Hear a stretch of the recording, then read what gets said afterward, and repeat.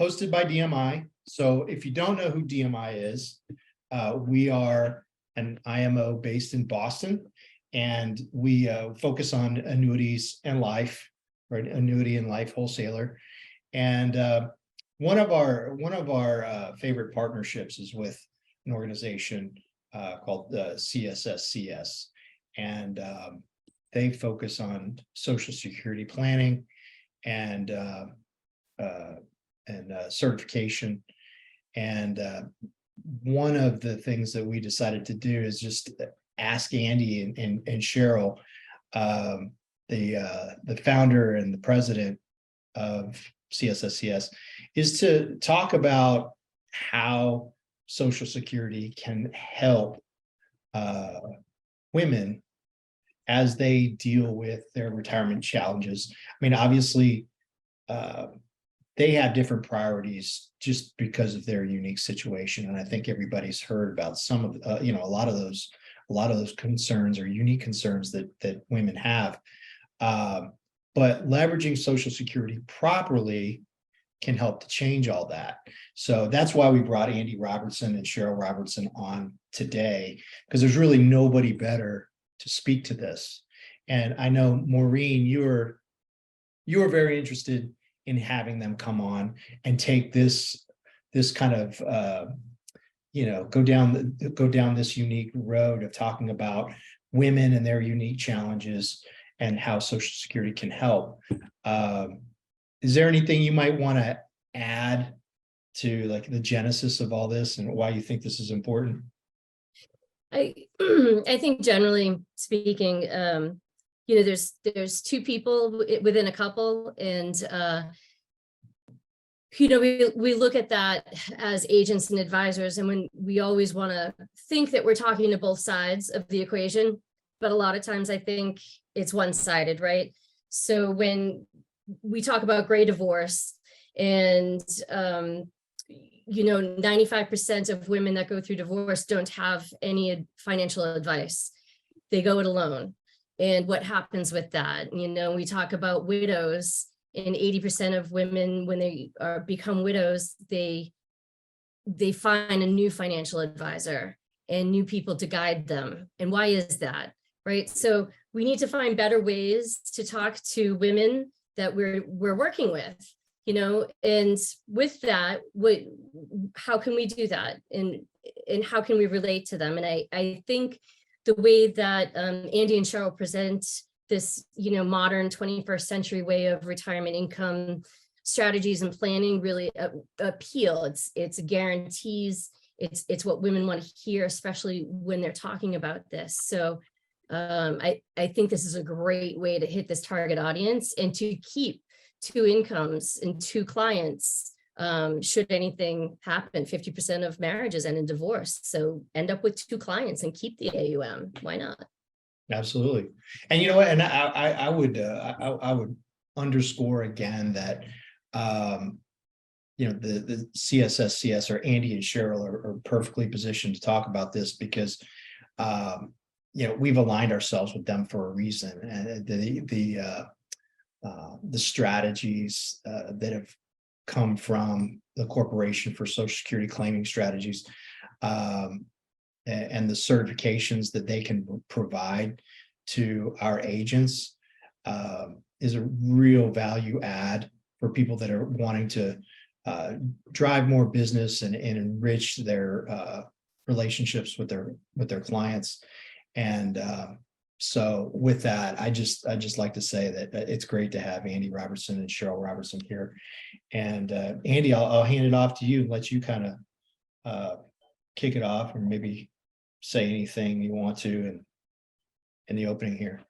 Great. Well, as always, we enjoy the partnership as well, and love talking to the folks at DMI and the partners that you have out in the field.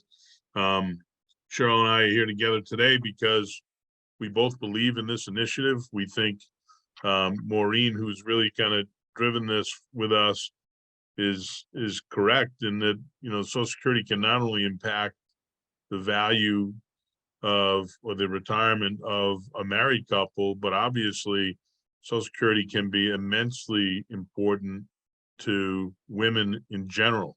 especially because of some of the statistics that we'll cover around divorce and widow and other areas where at the end of the day, retirement is very complex and very challenging for all.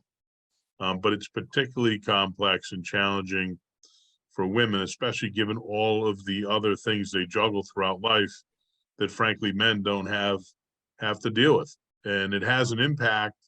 There's a price to be paid for that financially, that when you're together with your spouse, you might be okay, but when you're apart, that's when the real challenges begin. So our goal in putting this together is to start to build and deliver a package to the advisors that we work with through DMI that they can bring to the marketplace and let the people in the market know they understand, they uniquely understand the challenges that they face as women, specifically the challenges they face as they approach and move into retirement, and how being really versed in Social Security can help them actually, just like they can for a couple, rescue what may otherwise be a doomed retirement situation. So Social Security in many ways is kind of the Swiss Army knife of financial planning, especially retirement income planning.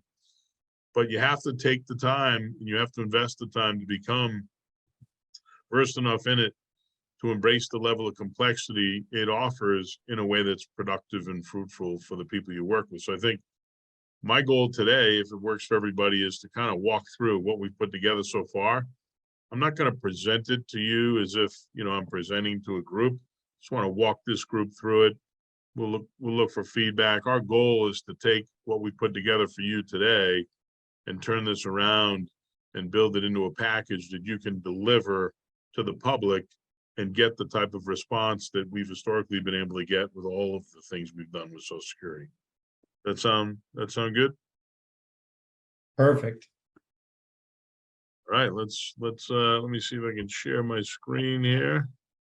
So again, everybody listening, if you want to ask a question, use the Q&A function or the chat function, or raise your hand, and we'll try to answer during the presentation. If not, we'll catch you on the back end of the presentation and answer. And I think you're going to have to make me the presenter. Let me know when you've been able to do that. There you go. Sorry, Andy. It's okay.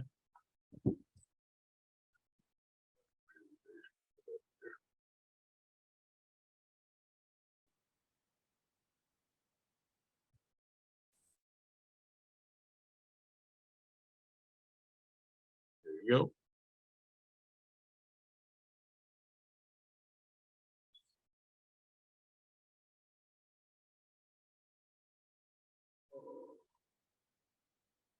Toolbar out of my way. There we go.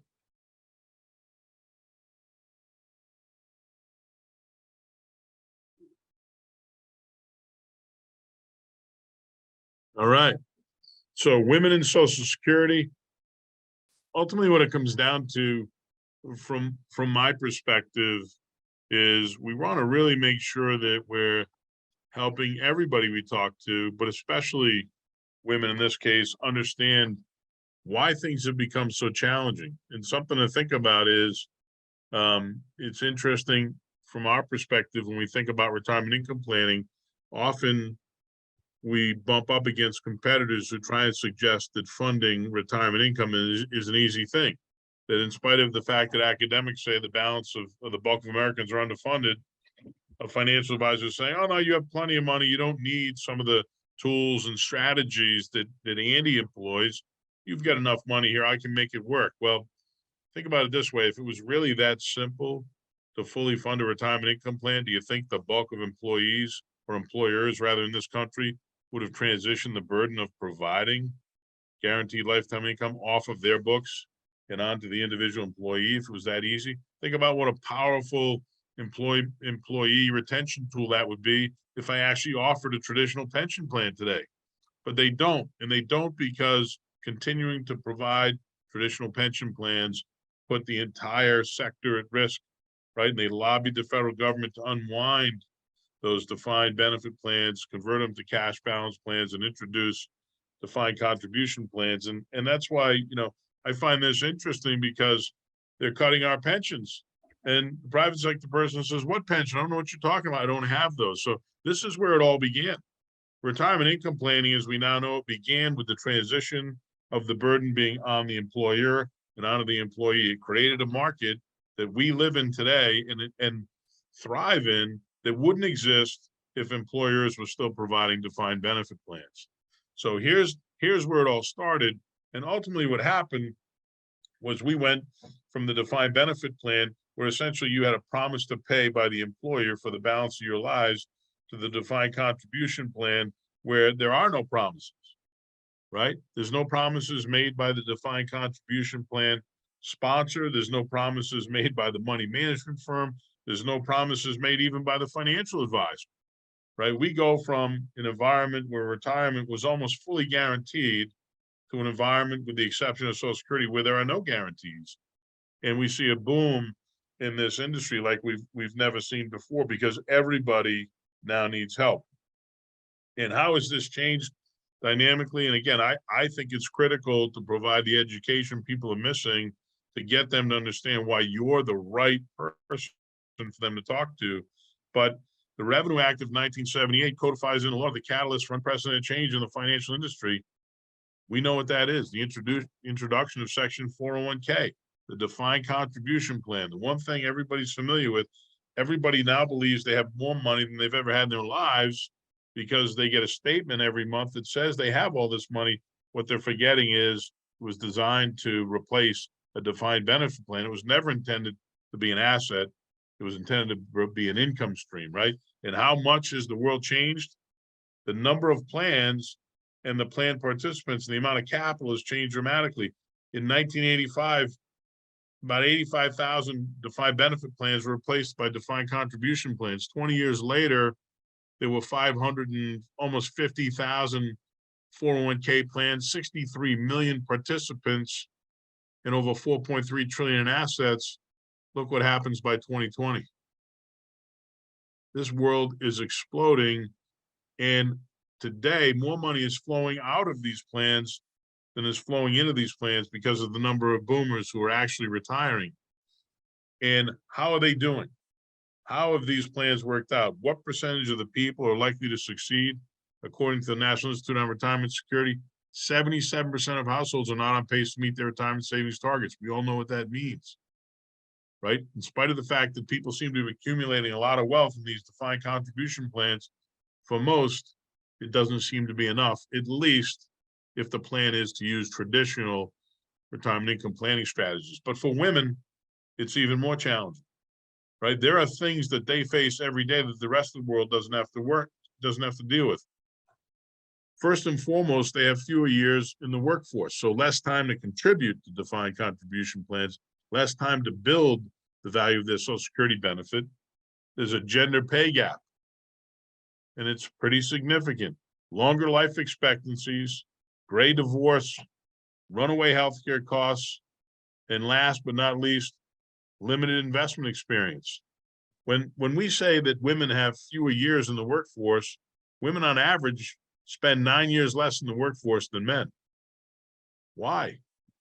Because 23% of adults are part of what's known as the sandwich generation, right? They're stuck between the children they're trying to raise and the parents they're trying to take care of. And the amount of energy and time and effort that takes doesn't allow them to continue to have a career outside of the home. They're focusing all of their energy for 9 years or more on all of the needs the people around them have. More importantly, COVID-19 just exacerbated the issue, because women were disproportionately affected by COVID-19. Because when you look at the areas financially, and you look at the sectors that COVID really impacted the most, it was the restaurant, retail, hospitality, and healthcare industry. These workforces are made up predominantly of women. So on top of being out of the workforce for the purposes of being part of the sandwich generation, they're also ending up out of the workforce because where they've historically worked and excelled, those markets have been squeezed thanks to COVID-19. Now, to give you some perspective, primary caregivers, which is really the driver of the bulk of the lost years in the workforce, 47% of primary caregivers use their own savings to pay for the needs of the family and friends they provide care for. So it's not just that they're not making money. It's not just that they're not contributing to defined contribution plans or building up their own Social Security benefit. They're actually using their own money to provide care to other people. So it's not just their time and their effort, but their money. 33% took on more debt via credit cards, loans, and lines of credit for the very people they're caring for. 27% left their own bills unpaid or paid them late. 26% put off retirement or decided to never retire because they can't, because of all the time missed and all the financial impacts that time missed time caused. 22% have been unable to afford their own basic expenses like food and medicine because of how much of their own money they're using to care for others. And 16% borrowed money from family and friends. So again, to truly understand why retirement income planning is such a challenge for women versus men, you have to understand how they're affected during their working years. To make things even worse, and I hate to paint in that light, but women have longer life expectancies than men. Americans in general are experiencing longer lifespans at any time in history. But a woman who reaches 65 today can expect to live another 20 years. A third of women age 70 can expect to live into their 90s. And 50% of women, as I mentioned earlier, who are widowed after age 65 will outlive their husbands by 15 years. That's 15 years with one less income, whether it's a Social Security income or working income, but it has a tremendous impact on their ability to survive in retirement in a comfortable way. Then there's the gender pay cap. So in the years they are working, when it comes to straight cash compensation, how they get paid, women earn 82 cents for every dollar earned or paid to a man. Over their working years, they earn up to $590,000 less than a man because of the time out of the workforce. So think about what implications that has, again, on your ability to save in a defined contribution plan and build a Social Security benefit that's meaningful. They're also missing out on the opportunity, well, I said this, but to contribute to those and build those retirement and pension opportunities. Now, median retirement income benefits for a 65-year-old in 2017, and this is really how you can see how it manifests itself. Median retirement benefits for a man, $32,654 a year. For a woman, $19,180. So again, here you see the implications of that time in the workforce, somebody who doesn't spend time out of the workforce versus somebody who does. And when it comes to Social Security only provides 50% of the retirement income the married woman needs. It provides 59% of the retirement income for a widowed woman, 50% for a married woman. So what happens is they rely on Social Security to provide a significant portion of their income while they're married, but even more when they're widowed. Really what that's a reflection of is they have less income, so Social Security makes up more of the total. But at the end of the day, all they have left is that single Social Security benefit. Did I just go backwards? All right. Gray divorce, another one that's become a real challenge, but the divorce rate for Americans under 50 has doubled since 1990. And the real issue is that both parties experience a decrease in their standard of living, but it's particularly painful for women. So men report a decrease in their standard of living of 21% as a result of divorce, women 45%. But it's not just that immediate impact that they're experiencing as a result of getting divorced at 45 or 50. It's also the longer term implications to their retirement income plan, coupled with all of the things we've talked about already. And then one of the last things I think that really kind of makes the situation more challenging for women than men is runaway healthcare costs. So in 2017, a 65-year-old woman faced average annual healthcare costs of $16,992. By age 85, that same person is projected to have their medical costs more than doubled to $34,300. Where's that going to come from?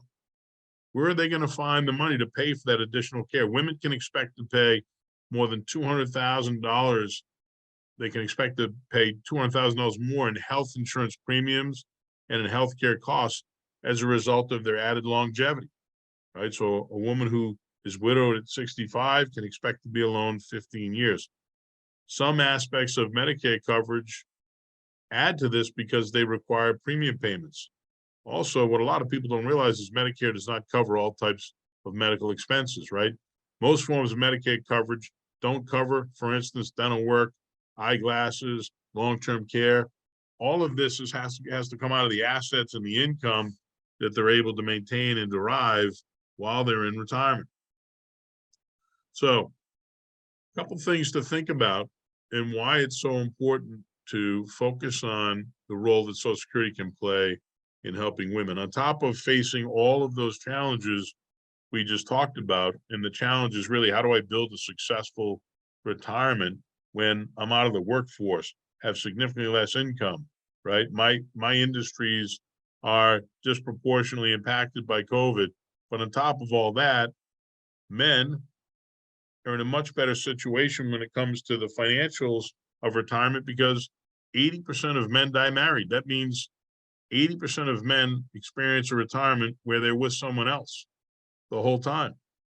And women, 80% of women die single. But that's not to say that all women are single. That's to say they started out together with somebody else and they end up alone because they're widows. 50% of women widowed after age 65 outlived their husband by 15 years. Sorry, I keep repeating that one, but 36.5% of widowed women over the age of 65 depend on Social Security to provide more than 90% of their income. Again, I touched on this earlier, but that's a very telling statistic. What that tells me is they don't have any other money, that Social Security is their primary source of income because they have nothing else. The percentage of 65-year-old married women who live in poverty climbs nearly fivefold once they are widowed. So once one spouse passes away and the Social Security benefit that they've been counting on passes with them, and they're down to a single Social Security benefit, and the assets that they built up during their lives together have been exhausted because of the money they've had to spend on providing care for their spouse, they're left with a high likelihood of being in a situation where poverty is their reality. Rates of elder poverty among women, and in particular widows and single women, are higher than among couples and men. To give you some perspective, poverty among single women reflects how lifetime earnings and spotty pension coverage, whereas poverty among widows results from the exhaustion of financial resources. Again, I cannot emphasize enough that what you're seeing here is widows are using the money they've accumulated together with their spouses to take care of their kids, to take care of their other family members, to take care of their spouse. And in the end, when they're all alone, not only have they exhausted their financial resources, but all they have left is a single Social Security benefit to provide for their lifestyle. So Maureen touched on it earlier, and I think all of this leads to this very telling statistic, which is more than 80% of widows change financial advisors. The question I always challenge every financial advisor I meet with that statistic to ask themselves is this: do you think an 85-year-old widow, who in many instances was not involved in the family finances as it relates to retirement income planning, really wants to take on the challenge of finding, interviewing, identifying, and hiring a new financial advisor if the financial advisor that was their husband's financial advisor was doing such a great job? If they've done a great job connecting with the surviving spouse, if they've delivered the retirement attack? I would argue no. They're changing financial advisors out of desperation. Some will say it's because they don't connect with the current financial advisor. I would tell you it goes way beyond that. It's because all of the sins of the original retirement income plan developed 20 or 25 years later are exposed to the single surviving spouse, and they have to find somebody else because the person they've worked with has left them in a position where they cannot continue. The industry on the whole would suggest there's a simple solution to all of this for everybody. Just save more money, right? I mean, that's what they do now, right? We hear all the time how Americans are just crummy savers and all their retirement issues would be resolved if they just save more money. Okay, well, that's great. But if I'm a woman in the sandwich generation, taking care of my kids, taking care of my parents, We're experiencing that right now firsthand. Not only is it taking up our time, it's taking up our financial resources, right? It's very difficult to be educating your kids, taking care of your parents, and taking care of your kids, right? All of those things come together. Educational expenses for college, coupled with long-term care expenses for your parents while raising the younger kids. It's a monster challenge, and somebody has to take time away from the workforce to make it all a reality. So how does this traditional solution really work in the face of all these challenges? And the reality is, the single biggest challenge you have to solving this problem, even if money were the solution, is time. There is no more time to go out there and go back to work while doing all these other things and make up for the shortfall. And finally, for women in particular, because they're so focused on doing everything else, they're not that comfortable tackling and managing the retirement income process. 58% of men are mostly very comfortable managing their retirement assets, only 32% of women. Of course, because their focus and their energy is on other things. So the reality is, and why we wanted to bring women and Social Security together, is Social Security, once again, from our perspective, is the ultimate retirement rescue plan. How and when you leverage Social Security can go a long way in delivering back to someone a retirement they thought would have otherwise been lost. But the key is they have to work with somebody who truly understands how to leverage Social Security. Social Security is not something you can dabble in. You truly have to become a retirement income specialist who understands how to leverage all of the power that Social Security can bring to the planning process. And Social Security is no joke. You all know it's highly complicated, nearly 3,000 filing rules, more than 500 possible filing combinations, and all of these things ultimately, somehow, some way, play a role in which strategy is best for your client. What we've done through our partnership, Cheryl and I, is we've delivered an educational platform through the Corporation of Social Security Strategies, claiming strategies that put you in a position after matriculating through our course, 14 chapters, 200 pages, of truly being well-versed in the retirement income space and understanding how to leverage Social Security in a way that it can profoundly impact an otherwise doomed retirement income plan. And we've added to that the tools you need to put that on display in real time and do it in a quantitative way so you can help people make better decisions around how to tackle these challenges. Those of you who have seen me present have heard me say what I'm about to say now before, but I think it's worth reiterating. Most retirees do not view Social Security as a retirement income planning tool. They view it as a bet. The vast majority take benefits early, and when we ask them why they're so fixated on taking benefits early, they say, because I may not be here at 70. I know if I wait, I could get more, but I may not be here at 70, right? Or Social Security may not be here at 70, and I don't want to make the wrong bet. So I'm going to take my money now. And if I live a long time, well, then I'll deal with that later. But ultimately, they all take benefits early in hopes that the worst case scenario doesn't come true. The worst case scenario, ironically, is that you live a long time, that you need long-term care, right? That one of you is alone with half a benefit. They don't want to think about that now, but it's interesting because when they think about Social Security, they can tell you, I'm doing it now and I'm doing it early because I don't want to make the wrong bet. But when you ask them, how long do you want the retirement income plan to last? They say, well, they want that to last 30 or 35 years. So you're convinced you should base your Social Security decision on the idea that you may not be here at 70, but when it comes to retirement income planning, you know intuitively we should build a plan that lasts 30 or 35 years. They're missing something, right? And what they're missing is really detrimental to them because, again, Social Security is the one last opportunity we have as financial advisors to save what may otherwise be a doomed retirement income plan. So through the educational process that we've developed, we show people what the issues are of taking benefits early versus taking benefits later. We're not here to say everybody should wait, but we believe everybody should understand what is the difference and how does it impact me economically if I take benefits now versus taking benefits later. And we go through all of this and all the training. So in the interest of time, I'm just going to kind of cover this quickly. But because most people are predisposed to taking benefits early because they're focused on this emotional element of the decision-making process and not recognizing that to build a plan that's fortified and sustainable over 25 or 30 years, we can't think about what happens today or at 70 or 75. We got to think about what happens if we're still here at 80 or 85. And the first thing we do through the educational process is open their eyes to some of the challenges taking benefits early can pose, like the earnings test and how that's going to prevent you from executing your plan of taking benefits early and building a secondary retirement account if under the earnings test you never get your hands on that money. We also show them through the educational process, if you were able to get all your hands on that money beginning at 62 and save it like clockwork, in all likelihood, the only reason you could do that is because your plan was to continue working.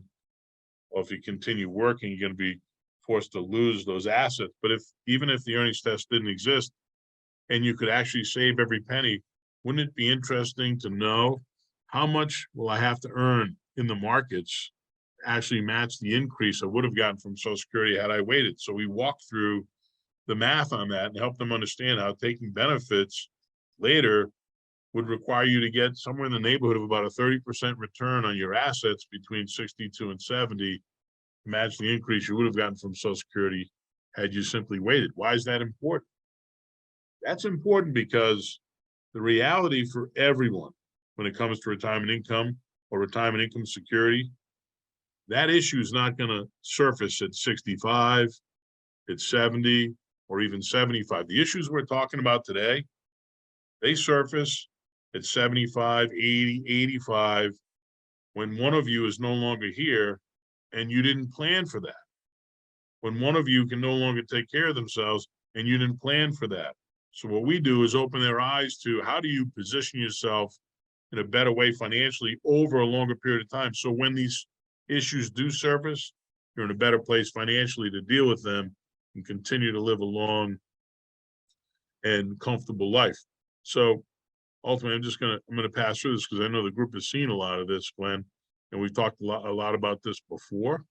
And I'm just going to get down to how could Social Security truly impact a couple in a profound way from a retirement income planning perspective. So here's a simple case study for those of you who've seen me present before. You've seen this, but if we have a couple that's married, they're both at FRA 66 in 4 months. They have an income goal of 85,000.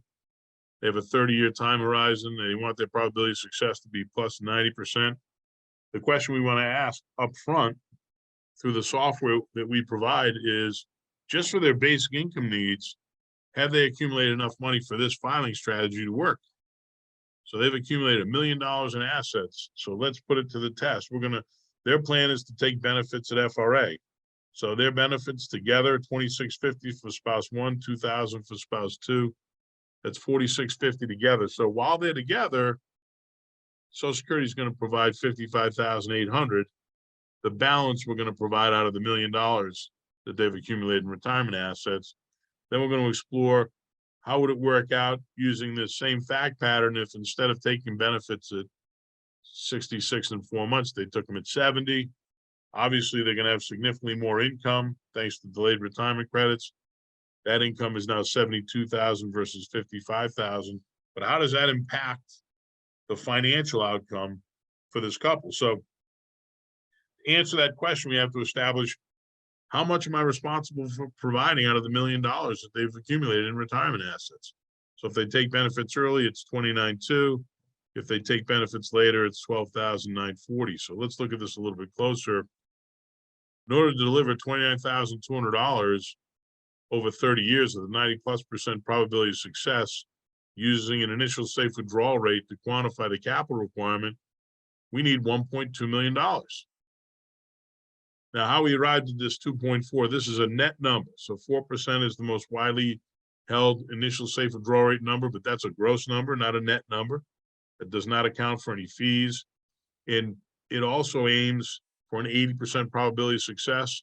We want a 90+% probability of success. So the 4 becomes 3.4 simply by the fact that we drove the probability of success goal up to plus 90%. And then we take 100 basis points off in fees. So 2.4% is what we can comfortably take out of the portfolio the first year, increase it by inflation, and have a 90+% likelihood 30 years from now, we can make that last payment. So knowing that, $29,200 is 2.4% of what number? 1.216, and they have 1 million. So this plan, by definition, is underfunded, right? Even though they saved $1 million, they don't have enough just to take care of their income needs while they're together. Never mind when they're alone. What about if they waited till later? Well, the gap is smaller. The initial safe withdrawal rate is higher because we're 3 years, 8 months into the 30-year time horizon. So the capital requirement to address the gap is smaller. But as you all know who've seen this before, there's an added dimension. We're going to assume they still retire at FRA, and we're going to have to self-fund from FRA to 70. So that's $85,000 a year for 3 years and 8 months. That's $322,757 in bridge capital. So that carries us between FRA and 70, plus the $529 we need to close the income gap of $1,451, the inflation adjusted income gap at 70. Those two numbers together equal $844. That $844,461. So how'd we do? Simply by taking benefits at a different time, we helped this couple go from underfunded by $216,000 to overfunded, right? And that's a $372,000 swing, and it didn't rely on us picking the right stocks, the right bonds, the right crypto. We delivered a better result simply because we are more capable of helping them understand the value that Social Security can bring to the financial planning process, and we can quantify the impact it has on the capital requirement. What this does from an experience perspective is they go from underfunded by $216,000 to overfunded by $155,000. So not only are we meeting their income goal at the probability of success they seek, but now there's $155,000 they can spend any way they like, whether it's take care of themselves, take care of their spouse, take care of their friends and family, before they ever destabilize their already fully funded retirement income plan. That's not the case for the laters. And as we look at the 4 areas of concern that people have around their retirement, 85% of their income now is guaranteed, 85% is inflation adjusted, only 32% is taxable, and the survivor benefit is $41,127. So in every way, simply by leveraging Social Security, we've helped these two people together have a better situation. And we've also helped them have a better situation when they're apart as well. Because look at the two side by side if we're talking about a widow. So the survivor benefit for the earlies is $31,800. So that means whoever the surviving spouse is, this is what Social Security is going to provide. Here's what the surviving spouse is going to receive if they wait till later.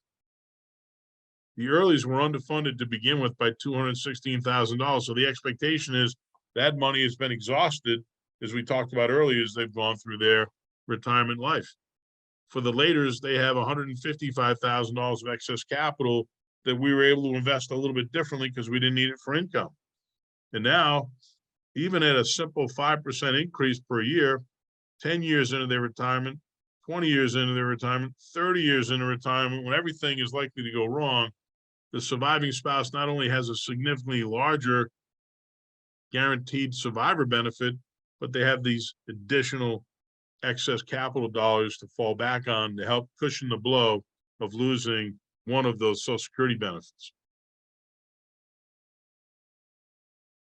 What we do through our educational process is introduce both husbands and wives, and in this case, women's in particular, to the power of the Athene Retirement Optimizer, which was a tool we developed for this specific purpose, to show people quantitatively the role Social Security can play in delivering a better outcome, not just for the two of them together, but for the surviving spouse as well, so that you can make a decision today about how things are going to look 30 or 35 years from now. We can get into great detail and some training about how the Athene Retirement Optimizer works. Ultimately, what is the science behind it? It's the backbone of the Athene Retirement Optimizer, which is what's known as a regression analysis. It considers all the independent variables that go into building a retirement income plan and the impact those independent variables have on the dependent variable. And there's only one dependent variable we're interested in, the amount of capital that'll be required for that plan to be successful. If we can drive that capital requirement down to the smallest number possible, not only are we going to deliver a better result for them together, but we're going to create a significantly better situation for the person who's left behind. So, Hey, Andy, just a thought, after this webinar, we could share that recording we have of you explaining the ARO in detail. Sure. Just to let everybody know on the call here. And also we've got a couple questions, Andy. I don't know if now would be an okay time to answer that. I don't want to derail you. I only see one question, and I'm not really sure the nature of the question. So one question is, how does the spousal benefit work when both spouses are alive? Can one spouse request to receive half or higher spouse's Social Security benefit if higher than their own? Yes, they can. So, and again, we'll have to decide what level of detail we want to go to as it relates to the audience that we're talking to. But yes, if you've got two spouses and there's a disparity in the Social Security benefit value, then if half of the larger benefit is more than all of the smaller benefit, then the smaller benefit will be grossed up through an excess spousal benefit to the point that it equals half of the bigger benefit. Hopefully that helps, but the answer to the question is yes. Thank you. I appreciate it. Okay. And the other question I see here is, shouldn't the minimum focus be on full retirement age? So the nice part about the Athene Retirement Optimizer is we're going to focus on what they want to do. So when people come in and take us up on our call to action, which is to come in and get a stress test of their plan and determine how their strategy, at least the strategy they're thinking of employing, works out in the face of all these challenges, you can plug that in. So we can focus on full retirement age if that's where they're at. We can focus on 62, 170, it doesn't matter. All of it's designed to bring it down to the simple bottom line, which strategy is going to take you from underfunded to fully funded, or fully funded to overfunded, so that you can have a better, more sustainable retirement.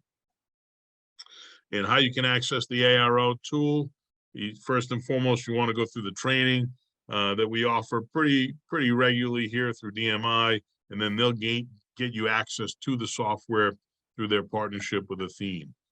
So I'll kind of bring this to a close real quick. I know this is a lot to throw at everybody. Let's see if I can get this thing moving here. I was just talking about how this thing is built. So at the end of the day, how do we make, this computer is so different than mine. How do we make these plans even better so they can provide a better result to a married couple or a widow or even a single person? And that is to pivot the way we go about delivering retirement income planning, or how we go about delivering retirement income. Historically, the approach has been to use an asset allocation model. That's where we build a portfolio and utilize an initial safe withdrawal rate to deliver income and hope that we have enough capital there to fully fund that plan. So far, I've backed into what the capital requirements would be to do that. And today, if we took benefits later at 70, and we still went with an asset allocation approach to fund the balance of the income need, the capital required to deliver that income with a 90+% probability of success is 521,704. The bridge capital that we touched on was 322,755. That took us down to needing 844,461. So we went from needing $1.2 million to 844. Now, how can we make it better? Through the introduction of leverage that we can only get through an insurance product, we can truly build an optimized plan. We define optimized as the plan that requires you to commit the least amount of the capital you've accumulated to deliver the desired result. So the Athene Ascent Pro 10 is a really strong product in this space right now. It would deliver the desired income gap on a fully guaranteed basis for $230,955, as you can see here, would still have the same amount of bridge capital because the bridge capital is a product of the age you intend to retire versus when you intend to take benefits. And in both these examples that I'm showing side by side here, they would retire at FRA, take benefits at 70. So the bridge capital is the same, but the total capital requirement falls dramatically because the amount of money required to deliver the additional income to meet the income goal is considerably less when you use a leveraged approach that you can only get through an annuity. And what that does, obviously, for the two of them together is put them in a position where not only do they have a fully funded, fully inflation adjusted, and highly tax efficient retirement income plan, but they've got $439,000 of additional capital now. We can say unequivocally, you do not need for the plan. Think about the value that provides to them together when there's additional costs needed to provide, whether it's care for themselves, for their children, for their own parents, but also when they're alone, right? So I'm just going to kind of jump to look at what happens to the person who remains after the loss of the first spouse.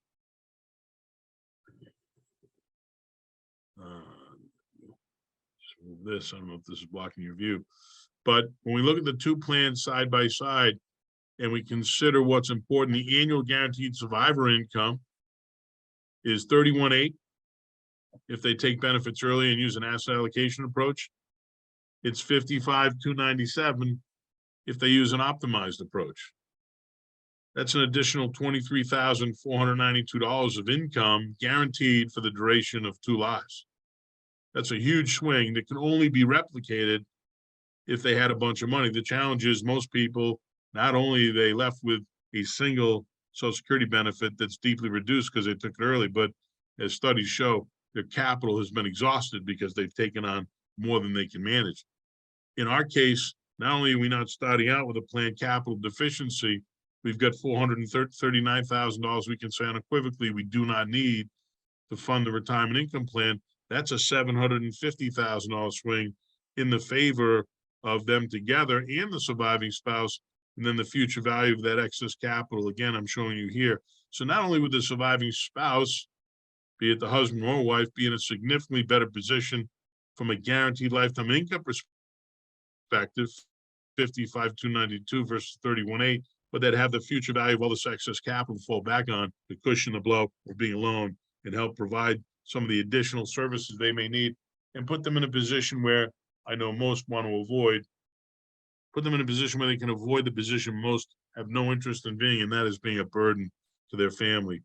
And even for a single person, you know, some people say, well, how does this approach affect the single person? Well, if we've got a single person who's also 66 and 4 months, looking to retire at 66 and 4 months, and they have an income goal that's equivalent to 65% of what the couple had, and that's the usual number.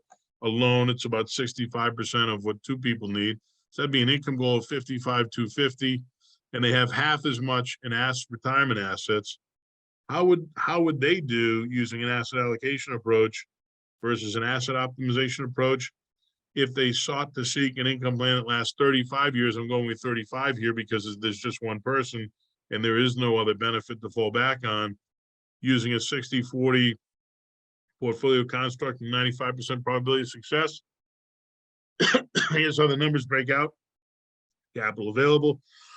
I'm so sorry. Capital required. So if they move forward with the asset allocation model, they need $1.3 million, even though they're alone. They're underfunded by $881,000. If they use the asset optimization approach, which is providing 100% guarantee of the income, they need $477 to do the same job. So they go from underfunded by $881,000 to overfunded by $22,000. Again, that's a $903,000 swing that you can point to as a financial advisor and put on display. What is the value of working with a specialist? There it is. For this scenario, for this approach to give you the same experience, the person recommending this is somehow going to have to make up for this $903,000 swing. And then again, not only do you have more guaranteed income, but you have additional capital that you can tap into for your other needs. So Women in Social Security, it's interesting. Some of the studies have really been compelling as I've looked through this. Before they're tested, women have been tested on what their knowledge base is on Social Security. They're asked, how confident are you in your knowledge base? And the results are interesting. 1 in 10 women want help with financial planning. So before they're put to the test, 10% want help with financial planning. 3%, and I should say only 3% want to help learning how to file or when to file for Social Security benefits, and 69% don't work with a financial professional. So they feel very confident, it appears, at least on the surface, in their ability to do this on their own. What they believe, however, 91% of Americans believe they're at least somewhat confident in their Social Security knowledge.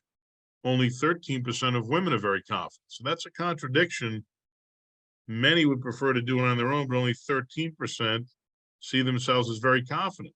So Americans on the whole, 91%, women 13%, 47%, and this is interesting, 47% believe they know exactly how to maximize their Social Security benefits. So even though they're not very confident, 47% believe they know exactly how to maximize their Social Security benefit.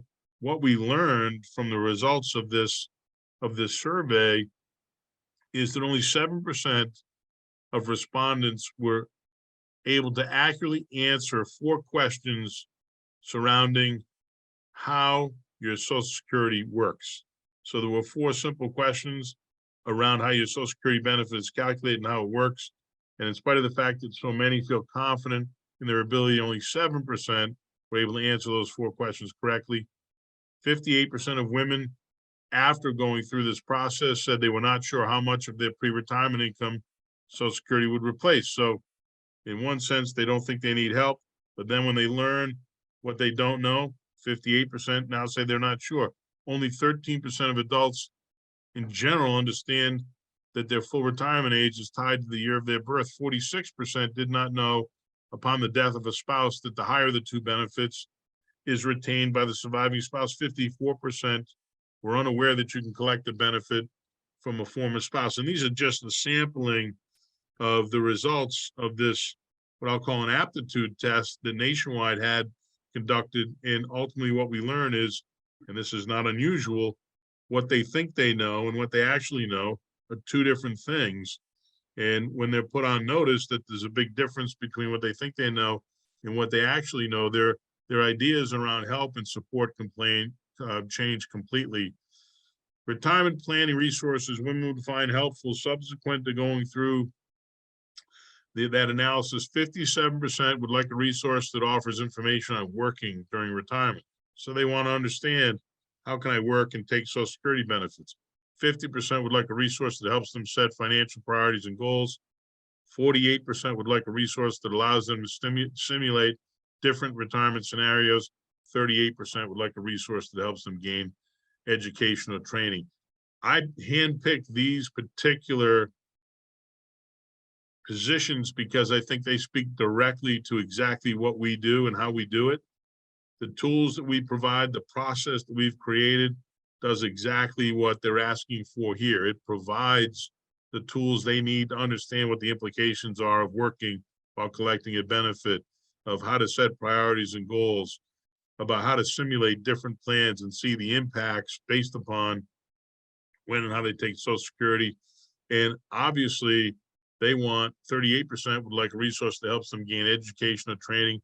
Everything that we do is about education and training. We start by training and educating the advisor, and then arm them with the tools they need to turn around and educate and train the people we seek to serve. So why so few women currently work with financial services professionals? Because it's a low number. 69% do not work with financial advisors. Here were the top, essentially the top 5 answers. 20% are concerned about the cost of working with a financial professional.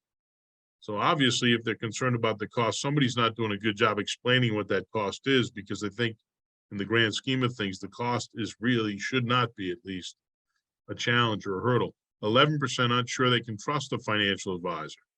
I think an educational approach goes a long way and allowing them to see who you are and how you operate and start to decide how they feel about you as an individual and whether or not they can trust you.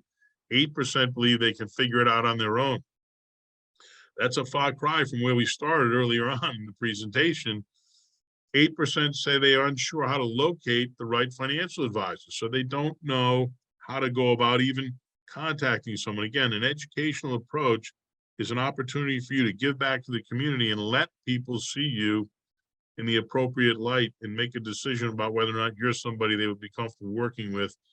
And then finally, 3% say they've had trouble finding an advisor they want to work with. So they're not making a connection. They're meeting people, but they're not making a connection. Why aren't they making a connection? Again, I think there is no better way to meet people and do it in a productive way by providing value through the power of education. That's the backbone of everything that we've done, and that's where it all starts. At the end of the day, I think this captures it all. The essence of investment management is the management of risks, not the management of returns. If you ask female advisors, if you ask women investors, if you ask what is the most important thing, they're not interested in brands. They're not interested in stocks or bonds. What they're focused on is managing the risk so that they can be comfortable in retirement and not have to worry that they took an overly aggressive position to get what they view as very little additional value. So this is the intelligent investor is Ben Graham. He says, this is the way to go about it. This is completely in line with what we do. And frankly, the way we do it is completely in line with what women in retirement are looking for and want. So they're a hugely underserved market. I know it's the primary reason Maureen wanted to tackle this, and Glenn, and I threw a lot at you. We've got to refine this and make it better. My goal was to put something out today where you could see just what's out there and how much of what we already have could address this market. I think very successfully.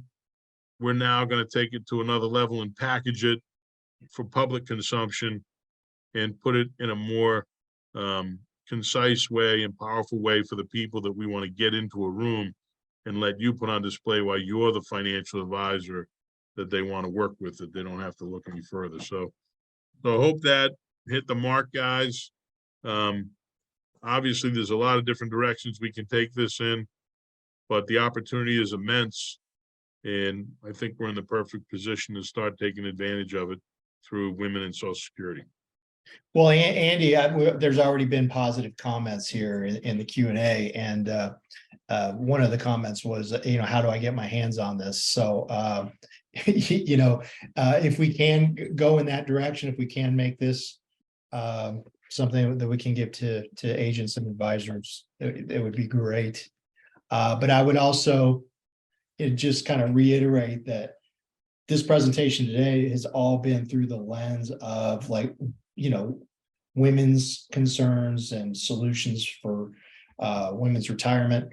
But, and you did say this, Andy, but this applies for anyone. These techniques, these tactics, these strategies, DMI and CSSCS together, we're building more fortified retirement plans for 50% less capital. That's the goal here with everything we're doing, taking Social Security knowledge into account. So Andy's not just full of Social Security knowledge. He knows how to make it work for the client. And DMI has our sales team that's available to support on recommendations around annuity products and that kind of thing. They also understand the strategies we've discussed here today. So, the DMI CSSCS advantage is there. We've got a ton of resources for you guys to use. We also have quarterly mastermind meetings. You can get a discounted CSSCS certification through DMI and CSSCS.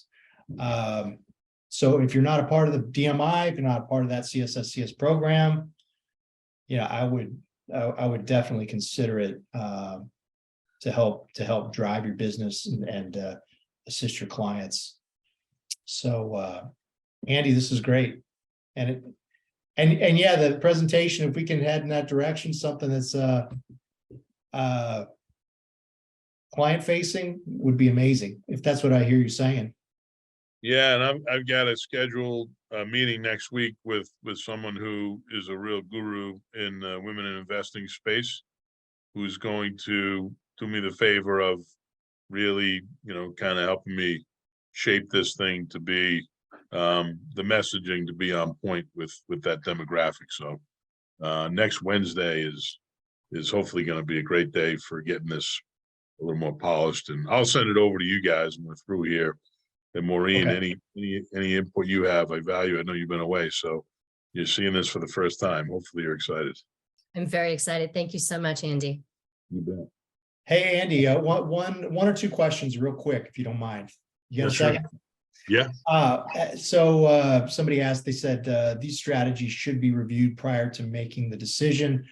What if they've made a decision already? I think we've talked about this before, but what are your thoughts there? Now, when you say they've made a decision, you're saying they've already decided what they're going to do with their Social Security benefits specifically? I'm assuming that's the question. I think that's what he means. Yep. Yeah, so you can always withdraw the filing within 12 months of receiving the first check, but that's not the only way you can go about rehabilitating the plan.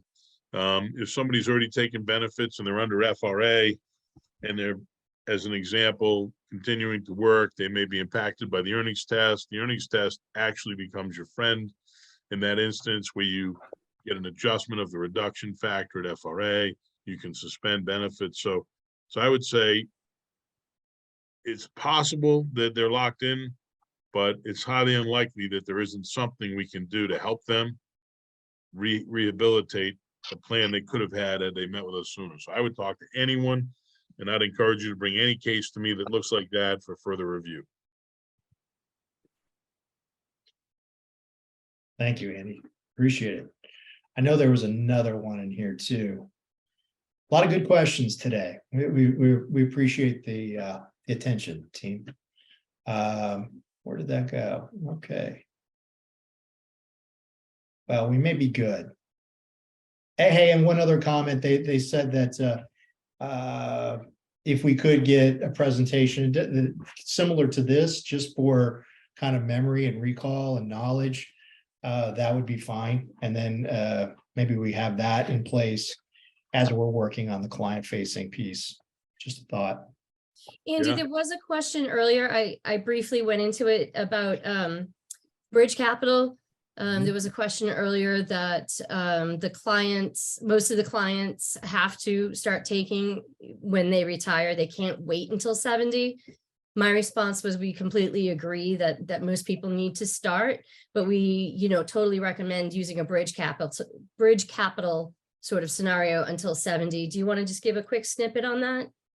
Yeah, I think, everything's relative, right? So I think it's unreasonable to say in general terms, that everybody needs to start right away. I think everybody wants to start right away because they don't know any better. The Athene Retirement Optimizer, the software that I developed, was designed to address this very question.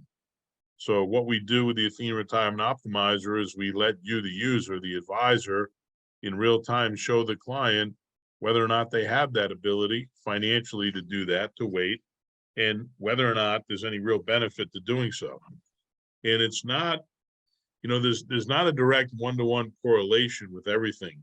Unfortunately, it's just not that simple. There's a number of independent variables that go in the dependent variable, but ultimately, I think where people get fouled up is they take Social Security benefits early, and the percentage of the overall income that the couple is going to need for the balance of 2 lives is so significant relative to the overall capital that they've been able to accumulate, that in the end, the capital gets exhausted. So I guess the simplest way I can explain it from my experience is taking benefits early in many instances is akin to taking an interest-only loan. You know, early on, it feels really good because your own capital is getting depleted at a much slower pace. But every year that goes by, that interest-only loan becomes less and less attractive. And eventually, the payments you have to make on that interest-only loan is so exorbitant that you can't afford them anymore. And you've actually exhausted your capital trying to keep up with these payments that are unbearable. So an interest-only loan is a short-term fix to a long-term problem. Taking benefits early in many instances ends up being the same thing, a short-term fix to a long-term issue. The Athene Retirement Optimizer will let you see that in real time. How will taking benefits one way versus the other way work in relation to all of the pieces and parts, but most importantly, the amount of capital you have. If somebody takes benefits early because they don't want to deplete their capital that quickly, but later their capital gets completely depleted because they've taken on too much of the burden onto their capital, there's no way to recover. We can't fix that. So that's a short-term solution to a long-term problem. Through the Athene Retirement Optimizer, we're going to get everybody to look 25 and 30 years down the road and understand that it's the issues you're going to face then that we've got to prepare for now. As I said earlier, most people are fine, especially when they're together at 70, 75, even 80. The real issues don't begin to creep in until 20 years later. And at that point, it's far too late. So there is, you know, like many things, there is no rule of thumb that I can speak to. That's the beauty of this, and that's why we built it. It gives you the opportunity to figure that out for yourself, for each individual based upon their own individual needs and situation.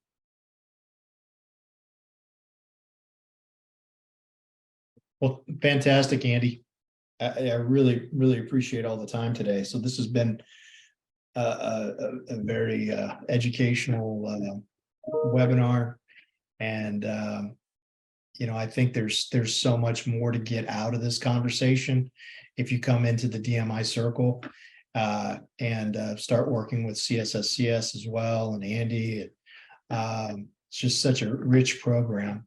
I would add here in wrap up that if you want to reach out now to one of our business development representatives to get you in touch with a sales VP, we've got a phone number here you could use. If in the chat we mentioned we're going to reach out to you, we will reach out to you. But if you want to make a call now, the phone number there is 781-919-2337. And ask for Declan. That's Declan's direct line, Declan Donahue, 781-919-2337. And then we also have some good resources around these topics on dmiuniversity.com. So look for that as well. But thanks for the engagement, everybody. Andy and Cheryl, thank you so much for being here. It's been a good one. Pleasure. Looking forward to doing more. Thanks, Andy. Absolutely. Thank you, Maureen, Cheryl. thank you too, Maureen. Thanks so much. Thanks, guys. Have a Everybody. great afternoon. You too. Have a great one, everyone. I'll send that over to you, Glenn. Bye-bye. Thanks, sir. Bye-bye.